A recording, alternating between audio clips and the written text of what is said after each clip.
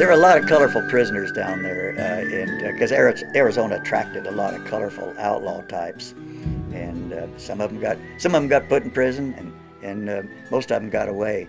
One of my favorite characters at the Yuma Territorial Prison is Buckskin Frank Leslie. Buckskin got his name for wearing a fringed Mexican and Indian-looking jacket with beadwork on it. He wore it all the time, along with his 2 pistols. Leslie, imprisoned for killing his girlfriend in a drunken rage, was known as one of the great gunslingers of the Old West. Wyatt Earp was reputed to have said that Leslie was the only man who could compare to Doc Holliday's blinding speed and accuracy with a 6-gun. R.L. McDonald was sent to prison for embezzlement while employed as a school superintendent. He became the bookkeeper of the prisoner's account and promptly stole $130 from them. William Jordan Flake considered himself a prisoner of conscience. He called the law against plural marriage a mockery, a travesty of justice, and served 6 months at the prison. During his stay, the superintendent asked him to help with the more difficult prisoners. Ricardo Flores Magón was a Mexican revolutionary opposed to the dictatorship of Porfirio Diaz. Magón was jailed in Yuma for violating the Neutrality Act and died in Leavenworth Penitentiary in 1922. His remains were repatriated to Mexico City in 1945.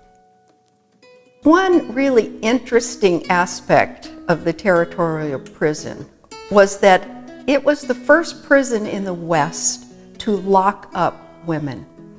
Now, there was a lot of crime committed by women, but they were called the weaker sex by the juries, and they were usually let off or they were put in a small town prison for a short time.